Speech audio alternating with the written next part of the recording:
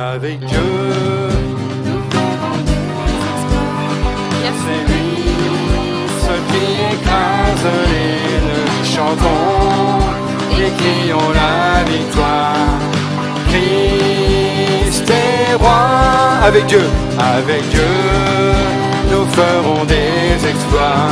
Car c'est lui, seul qui écrase l'ennemi. Chantons et crions la victoire. Christ est roi, car Dieu a gagné le combat et libéré son peuple. Sa parole a vaincu l'ennemi. La terre entière verra qu'avec Dieu nous ferons des exploits. Car c'est lui, seul qui écrase l'ennemi. Chantons et crions la victoire.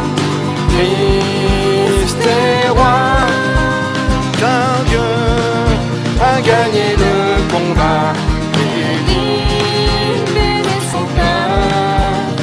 Sa parole a vaincu l'ennemi. La terre entière verra qu'avec Dieu nous ferons des exploits. Car c'est lui, seul qui écrase l'ennemi. Chantons et crions la victoire. Christ est roi, Christ est roi, Christ est roi. Et ce matin, on va avoir ce privilège de partager la Sainte Seine. Vous savez qu'on ne le fait pas systématiquement à chaque dimanche quand on se retrouve, mais en tout cas au moins ce matin. Et c'est toujours un temps de louange, un temps de reconnaissance, de vérifier encore. Et puis de se rappeler. Le temps de Sainte Seine, c'est un temps où on se souvient, un temps où on se rappelle de ce que Dieu a fait dans notre vie. Alors je vous propose simplement de lire quelques versets. J'aime bien lire dans l'évangile de Jean. Et on va lire dans l'évangile donc de Jean au chapitre 6, quelques versets qui nous rappellent, au travers des paroles de Jésus lui-même finalement, ce qu'il dit et ce qu'il fait. Et voilà ce qu'il nous dit donc. Je suis le pain de vie. Vos pères ont mangé la manne dans le désert et ils sont morts. C'est ici le pain qui descend du ciel, afin que celui qui en mange ne meure point. Je suis le pain vivant, qui est descendu du ciel. Si quelqu'un mange de ce pain, il vivra éternellement. Et le pain que je donnerai, c'est ma chair que je donnerai pour la vie du monde. Là-dessus, les Juifs disputaient entre eux, disant « Mais comment peut-il nous donner sa chair à manger ?» Jésus leur dit en vérité, je vous le dis, si vous ne mangez pas la chair du Fils de l'homme, et si vous ne buvez pas son sang, vous n'avez point la vie en vous-même. Vous le savez, les Juifs avaient, peut-être oui, je vais lire le dernier verset, celui qui mange ma chair et qui boit mon sang a la vie éternelle, et je le ressusciterai au dernier jour. Les Juifs avaient beaucoup de difficultés à accepter vraiment qui était Jésus, sa personne et puis bien entendu son œuvre, parce que ça les choquait complètement. Et ils cherchaient sans cesse à le prendre en défaut. Et donc, quand Jésus annonce ces quelques versets, il est dans la synagogue à Capharnaüm, au milieu des Juifs, bien sûr, et donc il donne des paroles qui sont controversées, qui sont révolutionnaires, qui sont contestées, et qui sont en tout cas mal comprises. Mais nous, avec le recul que nous avons, avec la révélation du Saint-Esprit en nous, nous savons que Jésus est vraiment ce pain de vie. Et nous avons goûté qu'il était bon. Nous en avons mangé, nous avons apprécié la différence, et puis on a décidé que Jésus deviendrait désormais notre nourriture. Celui qui compte, celui qui a de l'importance. Ce repas, c'est tout simplement dire « Je reconnais que Jésus est le pain de vie. Je reconnais que j'ai besoin de me nourrir de lui. Je reconnais que les autres nourritures à côté sont fades, voire même nuisible pour moi, pour mon âme, pour mon esprit. Et cette Sainte Seine, c'est tout simplement reconnaître aussi que Jésus est mort sur la croix, qu'il a donné son corps et qu'il est ce pain livré pour chacun de nous. Alors je vais simplement vous inviter, si vous souhaitez prendre ce repas, participer à cette Sainte Seine, et puis bien sûr boire aussi, participer à ces coupes qui sont juste à côté, qui représentent son sang.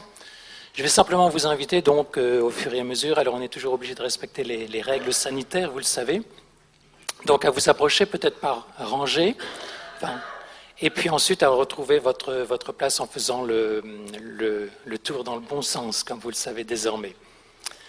Mais je vais prier juste avant. Seigneur, merci pour ce repas. Merci pour ce pain que tu es, ce pain de vie, ce pain victorieux sur la mort, ce pain victorieux sur les ténèbres, ce pain victorieux dans chacune de nos vies parce que tu nous as acquis ce grand salut. Merci pour ces coupes aussi que nous pouvons prendre et qui sont le symbole de ta vie livrée, de ton sang versé. Et je veux vraiment te louer avec mes frères et sœurs pour cette nouvelle vie que tu nous as donnée. Qu'elle puisse dans chacun de nous continuer à s'étendre, à prendre de la place, à progresser. Merci Seigneur. Amen. J'aimerais simplement faire quelques annonces qui vont apparaître donc à l'écran avant qu'on puisse ouvrir la parole de Dieu. Donc ces annonces, vous les connaissez bien. Si vous êtes familier de notre assemblée, donc vous savez qu'il y a désormais donc 2 cultes à 9h30 et à 11h. On maintient ces 2 cultes pour le moment.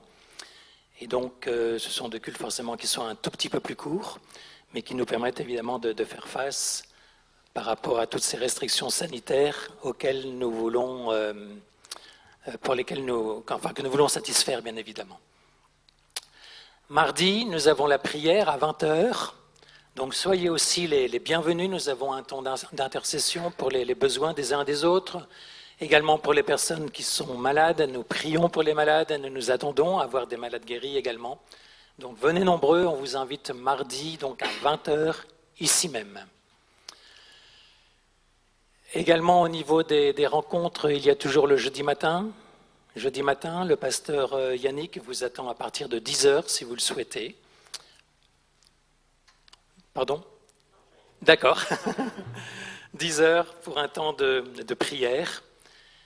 Ça peut être des prières individuelles, ça peut être des prières personnelles, mais aussi des prières ensemble, là aussi pour intercéder pour des sujets que vous auriez à cœur. Donc l'autre rendez-vous de la semaine, en dehors du mardi, c'est le jeudi à partir de 10h. Nous avons également toujours les marchés qui sont ouverts, et auxquels nous voulons bien sûr participer par notre présence. Donc ces marchés sont à Saint-Servant le mardi et le vendredi à partir de 9h jusqu'à midi. Et puis le marché de Paramé qui lui est le mercredi. Mercredi, les horaires sont les mêmes à partir de 9h jusqu'à midi.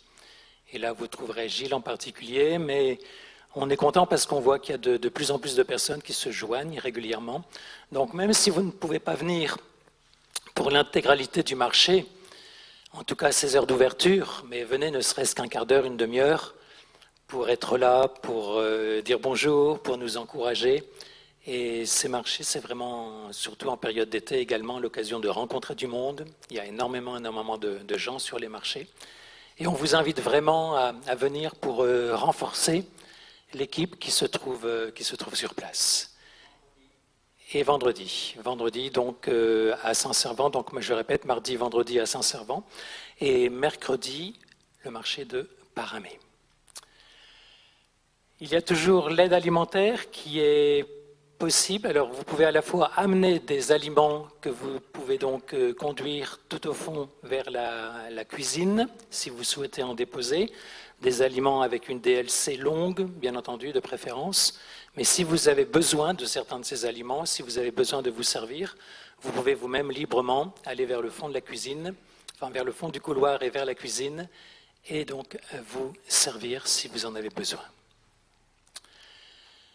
Il y a une liste d'entretien pour le bâtiment, que ce soit à l'intérieur ou à l'extérieur, Cette liste, vous la retrouvez donc à l'entrée, donc à l'accueil. Et si vous souhaitez vous inscrire, c'est tout à fait possible, bien entendu. Donc, venez remplir pour les mois de juillet bien entamés, mais aussi pour le mois d'août, cette liste, si vous en avez le temps, et puis si vous le souhaitez. On a besoin de volontaires. Au niveau de la sortie, vous savez qu'on respecte toujours ces règles sanitaires. On vous demande, comme il y a un deuxième culte qui suit celui-ci à 11h, à partir de 11h, on vous demande donc de ne pas trop vous attarder, même de ne pas vous attarder sur le parking, et puis de bien vouloir, s'il vous plaît, donc quitter l'endroit pour que les personnes qui viendront au culte de 11h puissent donc venir de manière toute simple et naturelle et en ayant la place suffisante. Voilà, je pense avoir tout dit. Il y a toujours les deux corbeilles qui sont là pour recueillir les dîmes et les offrandes. Donc c'est un moment, enfin c'est une situation un petit peu différente de d'habitude. Donc vous avez ces deux paniers. Si vous souhaitez donc contribuer à l'œuvre ici à EB Saint-Malo, vous pouvez, en sortant, donc déposer vos offrandes ou vos dîmes. Voilà, je pense que j'ai tout dit. Il n'y a pas d'autres informations que l'un ou l'autre souhaiterait communiquer. Je pense avoir l'essentiel. Voilà, je vous propose d'ouvrir la parole de Dieu sans plus tarder.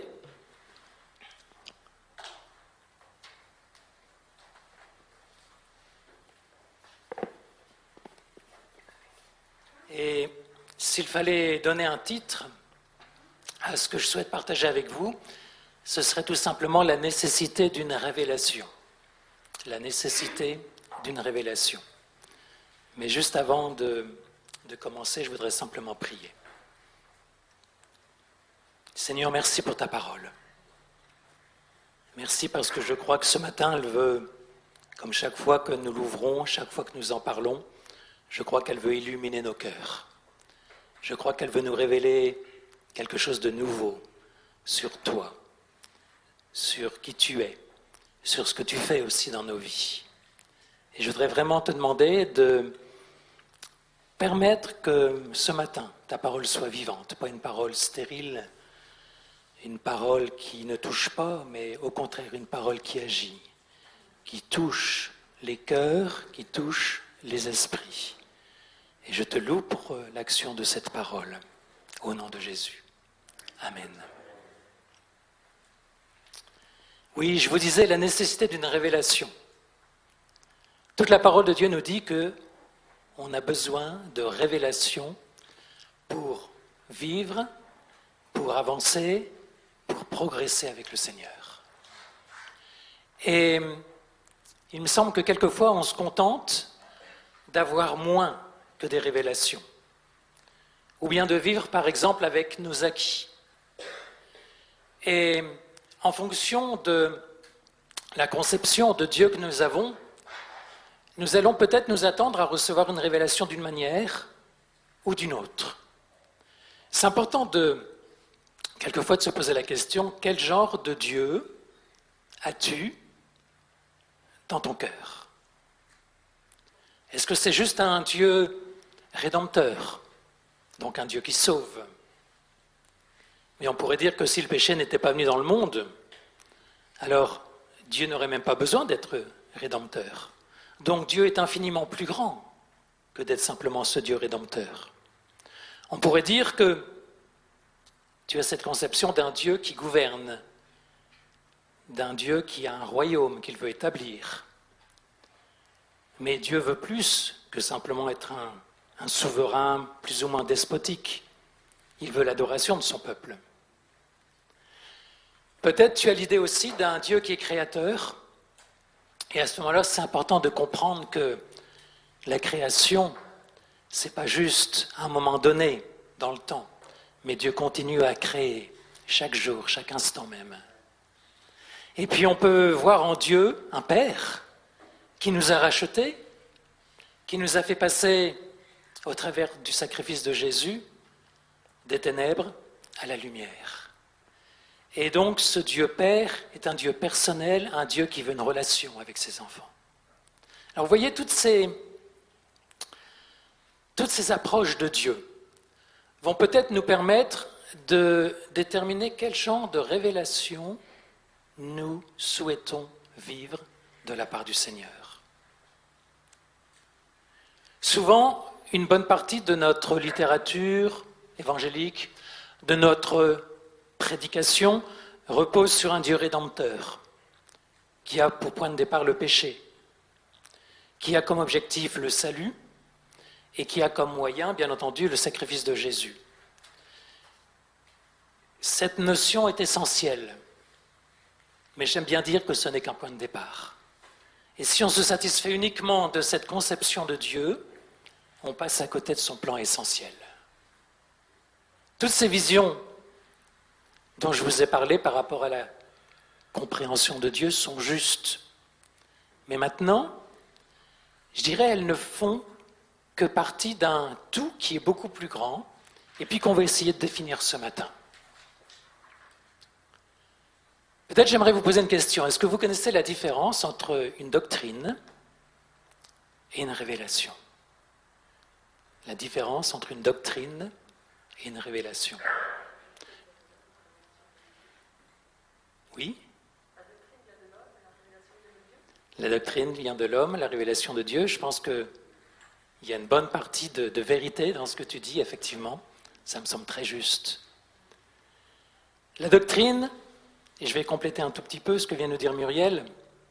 Donc Muriel disait, pour ceux qui nous suivent sur Internet, la doctrine vient de l'homme, la révélation vient de Dieu. Je dirais que la doctrine est bonne, elle est juste, elle est nécessaire, mais elle touche notre intelligence en priorité. Alors que la révélation va principalement toucher notre esprit. Et j'espère que vous faites clairement la différence entre l'intelligence et l'esprit. Elle est absolument fondamentale pour avancer, pour comprendre. L'intelligence fait partie de notre âme, alors que l'esprit est cette partie en nous qui a été, je dirais, rendue vivante au travers de notre première rencontre avec le Seigneur. Lorsque notre esprit a été vraiment... Alors, est-ce qu'il était éteint? Est-ce qu'il était mort? Est-ce qu'il était endormi? Je ne veux pas rentrer dans ce genre de polémique, mais ce que je sais, c'est qu'il ne fonctionnait pas bien. Et que lorsque nous avons rencontré le Seigneur, eh bien, je dirais, c'est la première révélation que nous avons eue. La première révélation que nous avons eue, c'est une révélation spirituelle, c'est la compréhension de l'œuvre de Jésus, c'est la compréhension que nous avons besoin de lui, la compréhension que nous sommes sauvés au travers de son sacrifice. Et on peut tous dire qu'on a reçu au moins une révélation. Cette révélation, c'est lorsque nous avons fait notre pas de naissance d'en haut, notre pas de conversion, notre pas, on dit aussi parfois, qui consiste à naître de nouveau. Voilà la révélation essentielle. Mais ne nous contentons pas d'une seule révélation. Il y a tout un tas d'autres révélations que le Seigneur veut nous donner. Alors, on l'a lu tout à l'heure ce matin, quand on partageait ces quelques versets sur la Sainte Seine, Jésus est le pain de vie, et Jésus est également lumière. Et vous savez ce que fait la lumière? Bien entendu, elle dissipe les ténèbres. Et donc, pour revenir un tout petit peu à la doctrine, je dirais que la vérité sans la lumière, ça n'est qu'une doctrine. Mais la vérité avec la lumière, voilà la révélation. Et nous avons terriblement besoin d'avoir à la fois la doctrine, je ne veux pas minimiser la doctrine, elle est nécessaire. Un petit peu comme, je dirais, un support, une encre, un point de départ. On a besoin de cette doctrine. Mais la doctrine sans les révélations risque bien vite de nous fatiguer, de nous dessécher, je dirais même de nous ennuyer. Mais alors qu'est-ce que c'est une révélation finalement? Vous savez que les Anglais, dans le monde anglophone, le mot apocalypse n'est pas traduit par ce mot grec que nous utilisons pour indiquer que nous avons le dernier livre de la parole de Dieu, mais les Anglais disent revelation, c'est-à-dire révélation. Donc, l'Apocalypse est la révélation. Révélation de quoi? Révélation de ce qui était caché et qui est dévoilés par le Saint-Esprit. Et voilà donc ce que c'est qu'une révélation. C'est une réalité qui est cachée, mais qui peut être dévoilée, qui peut être connue, qui peut être découverte. Et pour cela, on a besoin de comprendre, connaître, adorer, louer, rencontrer notre Dieu.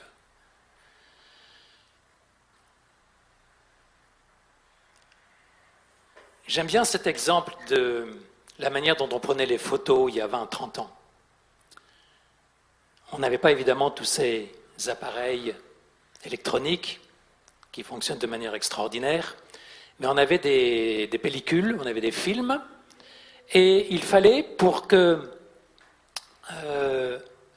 l'image apparaisse sur la pellicule, il fallait qu'on mette un produit qu'on appelait un révélateur. Un révélateur. Le révélateur révélait ce qui était caché sur la pellicule. Je répète, le révélateur, c'était un produit, et j'ai fait un petit peu de photos, pas beaucoup, mais suffisamment pour savoir que le révélateur révélait progressivement ce qui était caché sur le film, sur la pellicule. Et c'est un petit peu ça finalement. À l'œil nu, on ne voyait rien sur ce film. Mais lorsqu'on le trempait dans ce bain de révélateur, voilà que tout apparaissait progressivement. Sans révélateur, inutile d'essayer de voir quoi que ce soit. Ça restait noir, tout noir. Mais avec le révélateur, ce qui était imprimé sur la pellicule apparaissait petit à petit. La lumière se manifeste par la révélation. Et voilà toute l'œuvre de Jésus en nous, du Saint-Esprit en nous, de révéler les affaires du Père, révéler la volonté du Père, révéler la personne de Jésus. Et ça, c'est tellement important. Et vous le savez, et là on peut continuer l'analogie ou l'image, si vous voulez, quand il y a des ténèbres, aucune lumière n'est possible. Et Satan, vous le savez bien, aujourd'hui, va essayer de jeter dans ce monde des lumières artificielles, des lumières fausses, des lumières qui ne correspondent absolument pas à la lumière qui est en Jésus. Et Satan va aveugler notre monde au travers de fausses lumières, de faux appâts.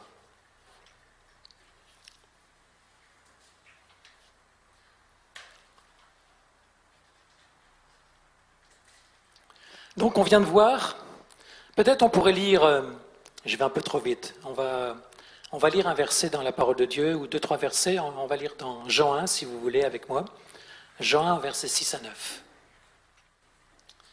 Il y eut un homme envoyé de Dieu, son nom était Jean. Il vint pour servir de témoin, pour rendre témoignage à la lumière, afin que tous crussent par lui. Il n'était pas la lumière, mais il parut pour rendre témoignage à la lumière. Cette lumière était la véritable lumière qui, en venant dans le monde, éclaire tout homme. Jean est venu pour rendre témoignage à la lumière qui est Jésus. Est-ce qu'on est vraiment convaincu? Je dirais non pas que la lumière est produite par Jésus, ce qui est vrai, mais que Jésus lui-même est la lumière, ce qui est tellement plus encore. Jésus est lumière. Il est la lumière du Père pour nous éclairer. Est-ce qu'on le croit vraiment? Si on n'a pas la lumière de Jésus en nous, nous sommes dans les ténèbres. La parole de Dieu est radicale. Si vous dites cela à des personnes n'importe où dans la rue, par exemple, on va vous traiter de fanatique. Mais Jésus est lumière et aucune autre lumière n'existe en dehors de lui. Et Satan ne fait que singer, imiter grossièrement la parole de Dieu au travers de fausses lumières. Et ce qui est dramatique évidemment dans notre époque, mais à toute époque, bien entendu, c'est que les hommes ont préféré les ténèbres. Et la parole de Dieu le dit elle-même. Et ils ont rejeté cette lumière. Alors, question essentielle. Comment recevoir cette révélation de Dieu maintenant?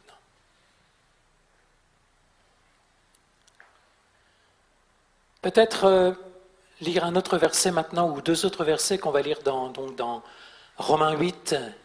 Je vous invite à lire avec moi Romains 8, versets 15 et 16. Et je pense qu'on a tous expérimenté à certains moments cette lumière qui rentre dans nos cœurs et qui nous permet de comprendre, de dire « ça, c'est la révélation de Dieu. Ça, c'est Dieu qui me parle. Ça, c'est une compréhension nouvelle que je viens de découvrir. » Voilà ce qui nous est dit. « Vous n'avez point reçu un esprit de servitude pour être encore dans la crainte, mais vous avez reçu un esprit d'adoption par lequel nous crions « Abba Père ». L'Esprit lui-même rend témoignage à notre esprit que nous sommes enfants de Dieu. Voilà ce que fait l'Esprit de Dieu en nous. Abba Père. Il atteste que nous sommes ses enfants. Au-delà de toute compréhension, au-delà de toute logique, au-delà de tout ce qui pourrait nous sembler habituel, Abba Père, c'est la voix de l'Esprit en nous. Et il est tellement important d'avancer dans la révélation que Dieu veut nous donner. Je vais essayer de vous donner un exemple. Je parle anglais à peu près couramment, et quand j'entends des phrases en anglais, j'arrive à les restituer, on va dire, à peu près correctement, s'il s'agit de les traduire, de les interpréter.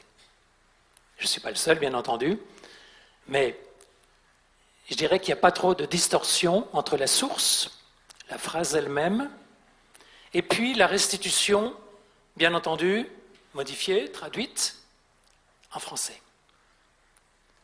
Par contre, si je parle moins bien une autre langue, par exemple, je parle moins bien allemand, mais un peu quand même.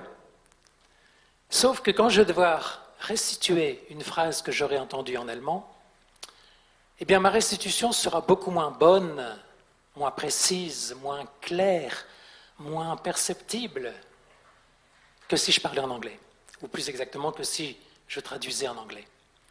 Et je crois que c'est un petit peu ce qui se passe finalement avec la révélation que l'on peut recevoir de Dieu. Le fait de pratiquer une langue vous amène à raisonner, à penser, à réfléchir, à réagir. Enfin, je pourrais vous donner d'autres termes encore, comme étant dans la langue. Mais le fait d'être juste un petit peu familier, mais pas davantage, vous amène forcément à créer tout un tas de distorsions. Ce que je veux vous dire, c'est que la révélation dépend directement du degré d'intimité et de connaissance que nous avons avec notre Dieu. Si vous attendez à ce que je vous donne une recette facile, simple, claire, vous allez être déçus. Il n'y a pas de recette pour recevoir la révélation de Dieu. Aucune. Simplement la proximité avec Dieu.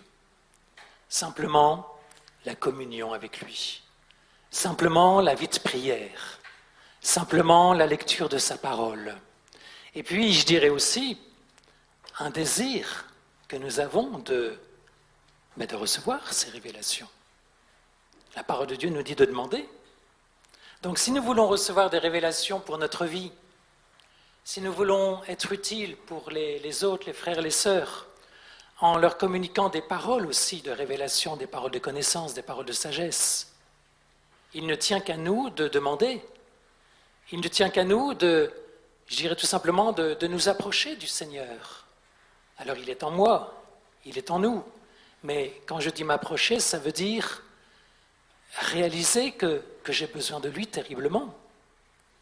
Et pour reprendre l'image de tout à l'heure, que si je ne suis pas éclairé par la lumière de Jésus, toutes les autres lumières vont forcément être des lumières artificielles, des fausses lumières.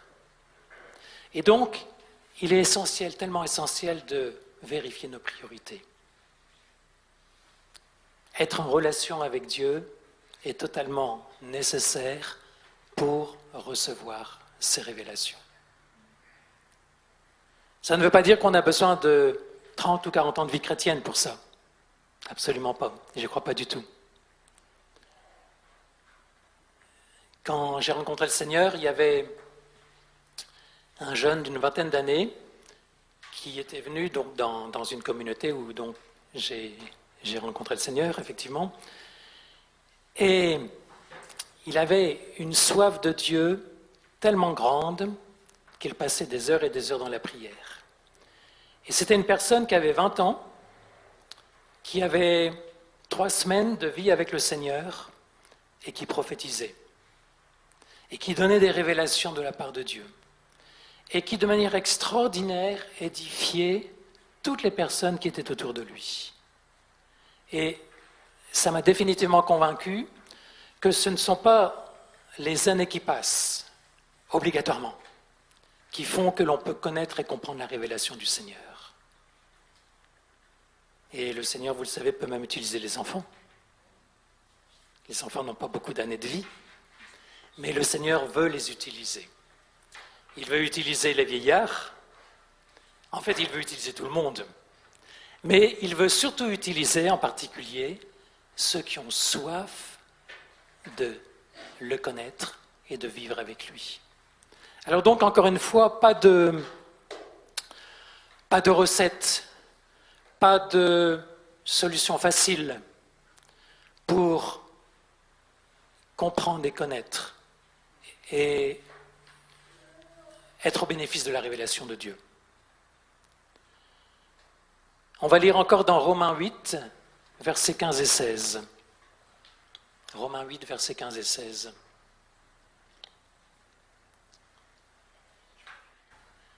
Vous n'avez point reçu un esprit de servitude pour être dans la crainte.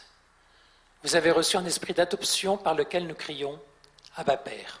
On l'a lu il y a quelques instants, mais je voudrais vraiment insister sur cette nécessité que, et peut-être au verset suivant, l'Esprit lui-même rend témoignage à notre esprit que nous sommes enfants de Dieu. La révélation passe d'esprit à esprit. L'Esprit de Dieu qui communique à notre esprit. Et si notre esprit est vraiment ouvert et réceptif, eh bien nous pouvons à ce moment-là comprendre et connaître ce que Dieu veut nous dire. On va aller toujours dans l'Épître aux Romains au chapitre 12 et au verset 2. Et voilà quelquefois ce qui peut nous empêcher, à contrario, par rapport à la lecture de ce verset, de recevoir toute la révélation de Dieu. Ne vous conformez pas au siècle présent. Soyez transformés par le renouvellement de l'intelligence, afin que vous discerniez quelle est la volonté de Dieu, ce qui est bon, agréable et parfait. Il est question du renouvellement de l'intelligence. Ça veut donc dire que l'intelligence a bien toute son importance par rapport à la révélation de Dieu. Il ne s'agit pas de mettre l'intelligence de côté et de dire « je suis un pur esprit à la rencontre du Seigneur ». Mais il s'agit simplement de laisser le Seigneur nous renouveler par sa parole, par tout ce qu'il est, afin de vraiment discerner ce qu'il veut pour nos vies.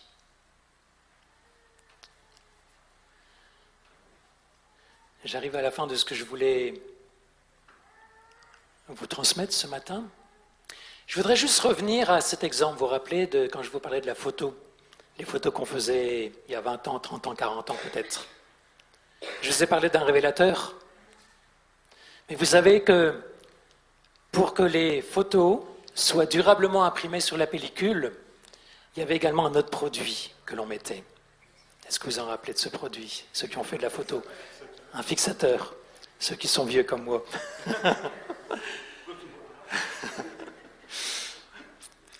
Un fixateur. Parce que le révélateur, il révèle l'image qui est sur la pellicule. Mais cette image, avec le temps, peut-être parce qu'elle est exposée à différentes lumières, justement, peut s'atténuer, peut disparaître. Et donc on mettait non seulement le révélateur, mais on mettait le fixateur. Le fixateur servait, sert encore d'ailleurs, mais servait en particulier à permettre que la photo soit durablement imprimée sur la pellicule. Et nous avons besoin de ce fixateur. Ce fixateur, c'est tout ce qui ancre la révélation que Dieu nous a donnée. Quelquefois, Dieu nous parle. Quelquefois, Dieu nous donne des directives. Quelquefois, Dieu nous révèle sa parole. Et puis, au bout d'un moment, par incrédulité peut-être, mais je dirais parce que les soucis de la vie nous gagnent, les choses disparaissent. Et la révélation que Dieu nous a donnée n'est plus aussi réelle. Et on peut même en douter. On peut même se dire, mais est-ce que c'était vraiment du Seigneur? Est-ce que j'ai vraiment reçu? Est-ce que c'est lui qui me parlait? On a besoin de ce fixateur qui va, dans les temps peut-être plus difficiles, nous faire douter de la révélation de Dieu. On a besoin que les choses s'ancrent en nous. Et pour cela, et je vais encore vous citer, vous proposer un verset que j'aime bien, mais qui est tellement essentiel, que le pasteur Yannick aime bien, 2 Corinthiens 10, 5. Vous le connaissez ce verset? 2 Corinthiens 10, 5. Je dirais c'est un petit peu le fixateur. Le fixateur de la révélation de Dieu dans nos vies. Nous renversons les raisonnements et toute hauteur qui s'élève contre la connaissance de Dieu. Et nous amenons toute pensée captive à l'obéissance de Christ. Ça veut dire que nous faisons en sorte que toute pensée soit mise en captivité pour obéir à Dieu. Toutes les pensées qui voudraient nous entraîner sur des chemins de traverse, toutes les pensées qui ne sont pas celles que Dieu veut vraiment, eh bien nous les rendons captives. Nous les mettons en quelque sorte en prison, afin que ce ne soit plus elles qui aient la liberté de circuler à l'intérieur de notre intelligence, de notre tête. Mais ces pensées-là, nous faisons en sorte qu'elles soient désormais prisonnières de l'obéissance de Christ. Voilà le fixateur dont nous avons besoin. Ne laissons pas nos pensées errer, vadrouiller, aller dans tous les sens. Pendant 3 mois, 4 mois, je sais qu'il y a les pensées de beaucoup de personnes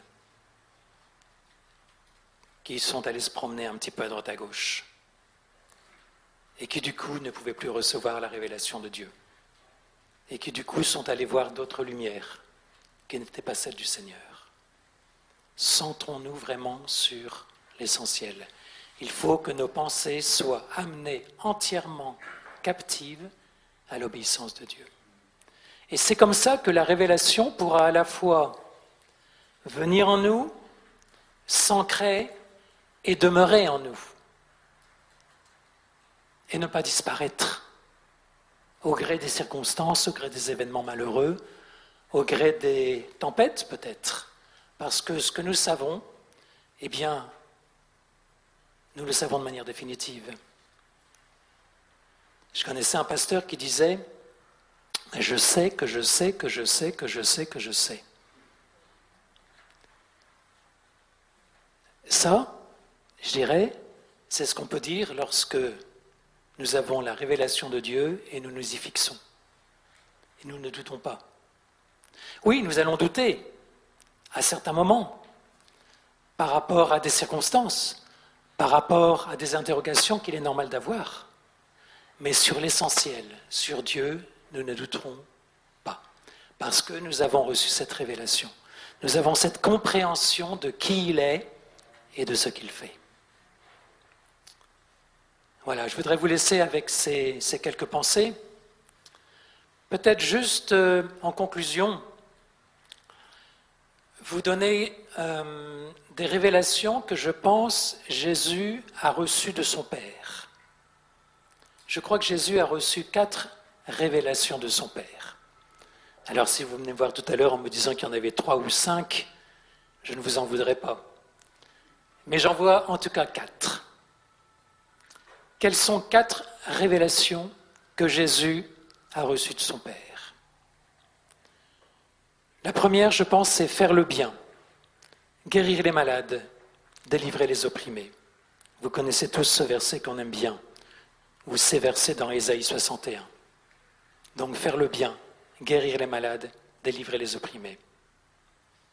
Deuxième révélation que Jésus a reçue de son Père, vaincre les œuvres du diable et le mettre en bas.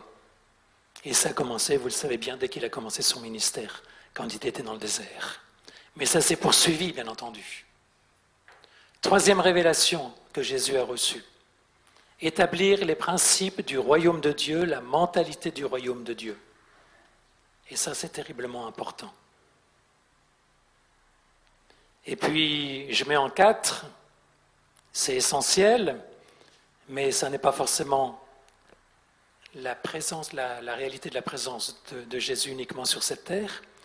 Bien sûr, la révélation que Jésus a reçue, c'est racheter l'homme perdu et accomplir cette œuvre de rédempteur dont on parlait tout à l'heure. Tout cela avait un but, tout cela avait un dessein, et Jésus n'a pu accomplir son ministère que simplement parce que, je dirais, il y avait un tunnel grand ouvert entre lui et le Père pour que les révélations du Père puissent venir directement en Jésus. Et je pense qu'il n'y avait pas d'obstacle, pas de limite, pas de rien qui puisse bloquer la révélation du Père vers le Fils. Et Jésus, en permanence, recherchait cette révélation. Et il disait, je ne veux faire que ce que je vois le Père faire ou me dire. Voilà le Fils de Dieu lui-même qui mettait en principe, en application, cette révélation indispensable. Et ne croyez pas que Jésus simplement recevait ces révélations en claquant du doigt. Jésus passait des heures et des heures dans la prière, la nuit, pour comprendre et connaître ce que le Père voulait. Et comment ne voudrions-nous pas que ce soit différent pour chacun de nous? Cette révélation ne viendra qu'au fur et à mesure que nous connaîtrons Jésus et que nous serons en relation avec lui. Et je vais juste prier pour terminer. Seigneur, j'aspire à vivre ces révélations et je crois que je ne suis pas le seul ici dans cet endroit. Je crois que mes frères et sœurs aspirent à vivre, à expérimenter ces révélations. Pas juste la révélation du jour où je t'ai rencontré, elle était tellement essentielle, mais des nouvelles révélations qui me conduisent, qui me dirigent, qui me font réaliser ton amour, ta volonté, ta puissance. Merci parce que ton désir infini, c'est de te révéler à nous, tes enfants. C'est de nous faire progresser. C'est d'établir cette relation tellement vivante, cette communion tellement vivante. Et je veux vraiment te louer, te bénir pour la manière dont tu veux te révéler encore dans chacune de nos vies. Merci pour ta parole de ce matin qui, lorsqu'on l'ouvre, nous parle de tes projets, de tes buts, de tes desseins. Et je veux vraiment te remercier au nom de Jésus. Amen.